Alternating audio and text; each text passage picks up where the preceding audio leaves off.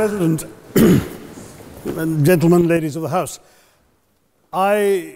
standing here with 8 minutes in my hands and at this venerable and rather magnificent institution, I was going to assure you that I belong to the Henry VIII School of Public Speaking, that as Henry VIII said to his wives, I shall not keep you long.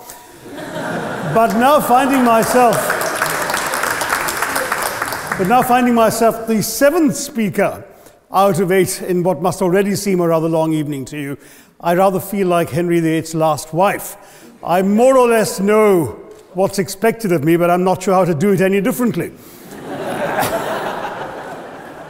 Perhaps what I should do is really try and pay attention to the arguments that were advanced by the opposition today. We had, for example, Sir Richard Ottaway suggesting, challenging the very idea that it could be argued that the economic situation of the colonies was actually worsened by the experience of British colonialism. Well, I stand to offer you the Indian example, Sir Richard. India's share of the world economy when Britain arrived on its shores was 23%. By the time the British left, it was down to below 4%. Why? Simply because India had been governed for the benefit of Britain. Britain's rise for 200 years was financed by its depredations in India. In fact, Britain's industrial revolution was actually premised upon the deindustrialization of India. The handloom weavers, for example, famed across the world, whose products were exported around the world, Britain came right in. There were actually these weavers making fine muslin, light as woven air, it was said. And Britain came right in, smashed their thumbs, broke their looms, imposed tariffs and duties on their cloth and products, and started, of course, taking the raw materials from India and shipping back manufactured cloth, flooding the world's markets with what became the products of the dark and satanic mills of Victorian England. That meant that the weavers in India became beggars, and India went from being a world-famous exporter of finished cloth into an importer, went from having 27% of world trade to less than 2%. Meanwhile, colonialists like Robert Clive bought their rotten boroughs in England on the proceeds of their loot in India, while taking the Hindi word loot into their dictionaries as well as their habits.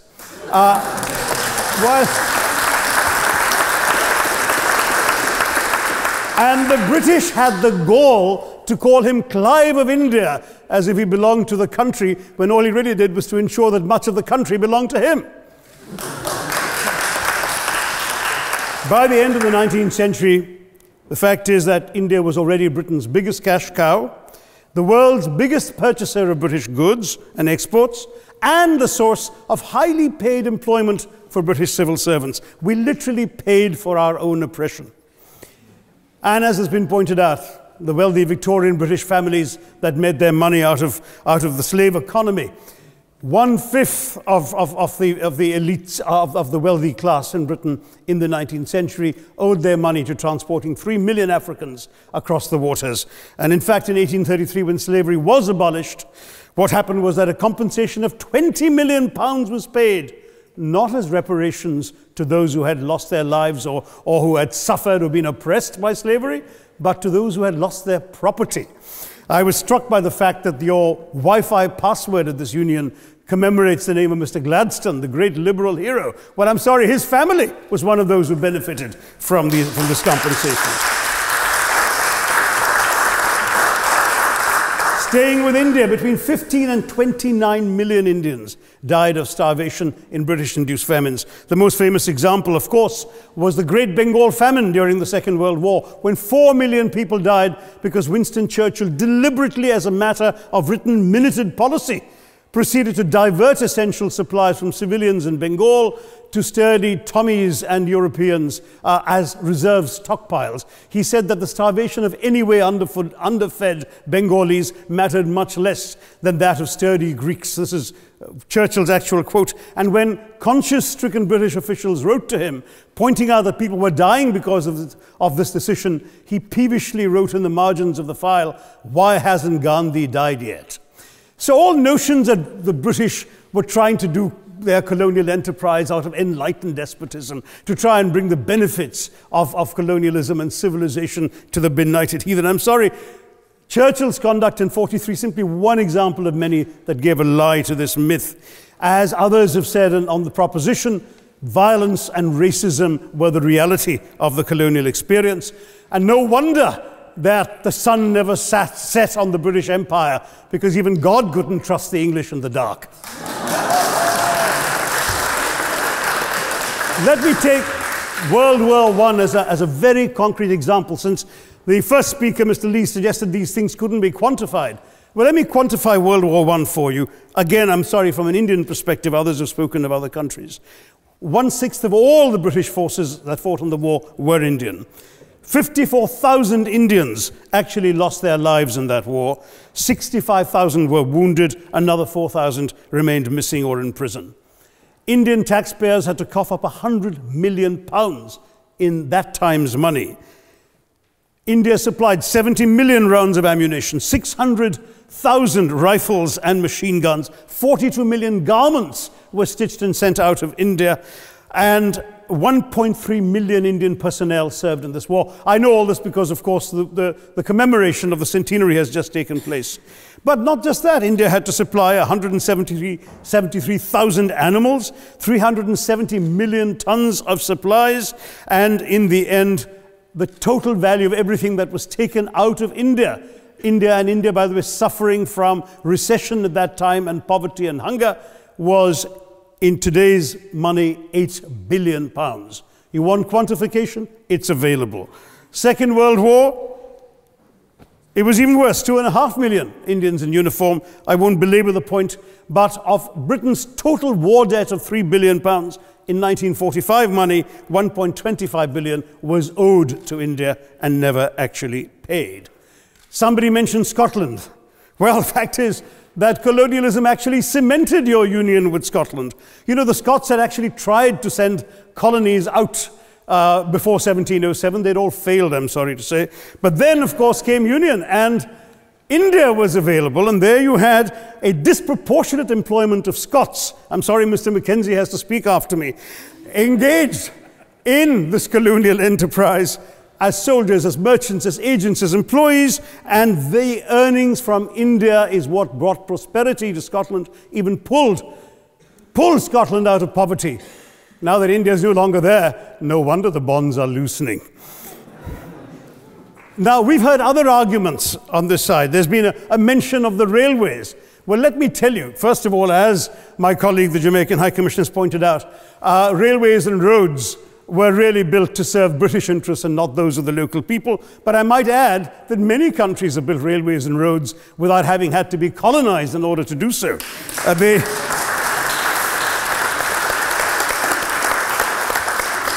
They were designed to carry raw materials from the hinterland into the ports to be shipped to Britain. And the fact is that the Indian or Jamaican or other colonial public, their needs were incidental. Transportation, there was no attempt made to match supply to demand for mass transport, none whatsoever.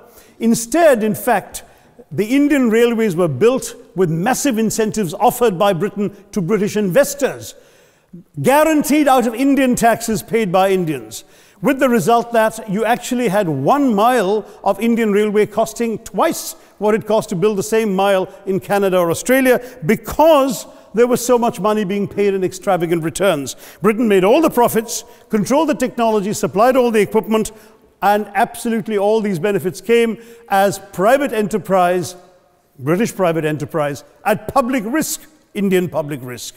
That was the railways as an accomplishment. We're hearing about aid. I think it was again Sir Richard Ottaway who mentioned British aid to India. Well, let me just point out that British aid to India is about 0.4% of India's GDP. The government of India actually spends more on fertilizer subsidies, which might be an appropriate metaphor for that argument. If I may point out as well,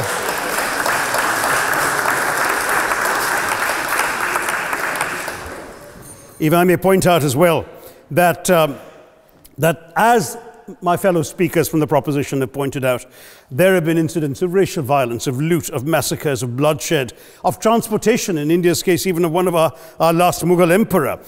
Yes, maybe today's Britons are not responsible for some of these depredations, but the same speakers have pointed with pride to their foreign aid. You're not responsible for the people starving in Somalia, but you give them aid. Surely the principle of reparations for the wrongs that have been done cannot be denied. It's been pointed out, for example, the dehumanization of Africans in the Caribbean, the massive psychological damage that has been done, the undermining of social traditions, of property rights, of the authority structures of these societies, all in the interests of British colonialism. And the fact remains that many of today's problems in these countries, including the persistence, in some cases the creation of racial and ethnic and religious tensions, were the direct result of the colonial experience. So there is a moral debt that needs to be paid. Someone challenged reparations elsewhere. Well, I'm sorry, Germany doesn't just give reparations to Israel. It also gave reparations to Poland. Perhaps some of the speakers here are too young to remember the dramatic picture of Chancellor Willy Brandt on his knees in the Warsaw Ghetto in 1970. And there are other examples. There is Italy's reparations to Libya. There's Japan's to Korea. Even Britain has paid reparations to the New Zealand Maoris. So it's not as if this is something unprecedented or unheard of that's going to somehow open some sort of nasty Pandora's box.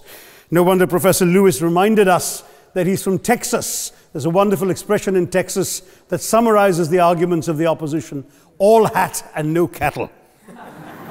Now, if I can just quickly look through the other notes I was scribbling while they were speaking, there was reference to democracy and rule of law. Let me say with the greatest possible respect, it's a bit rich to oppress, enslave, kill, torture, maim people for 200 years and then celebrate the fact that they're democratic at the end of it.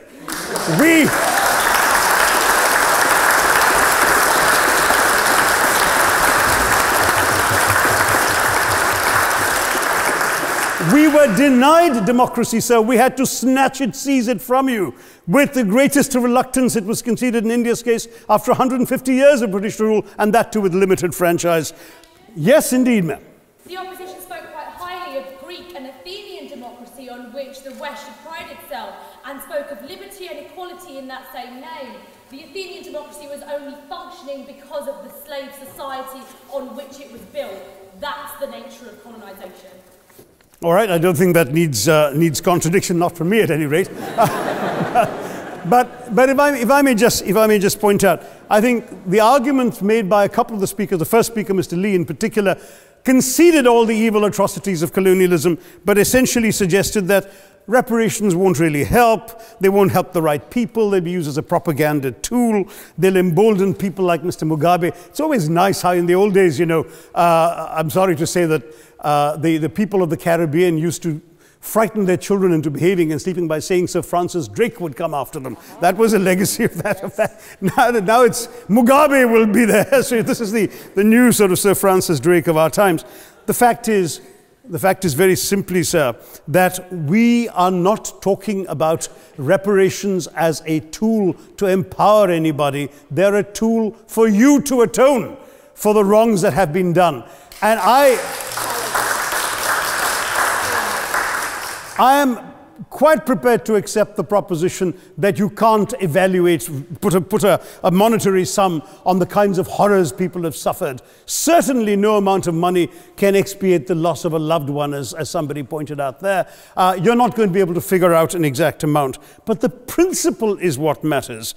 The fact is that to speak blithely of sacrifices on both sides, as an analogy was used here, a burglar comes into your house, ransacks the place, stubs his toe, and you say, well, there was a sacrifice on both sides. That, I'm sorry to say, is not an acceptable argument. The truth is that we are not arguing specifically that vast sums of money need to be paid. The proposition before this House is the principle of owing reparations, not the fine points of how much is owed, to whom it should be paid. The question is there a debt? Does Britain owe reparations? As far as I'm concerned, the ability to acknowledge a wrong that has been done, to simply say sorry, will go a far, far, far longer way than some percentage of GDP in the form of aid. What is required, it seems to me, is accepting the principle that reparations are owed. Personally, I'd be quite happy if it was £1 a year for the next 200 years after the last 200 years of Britain and India. Thank you very much, Madam President.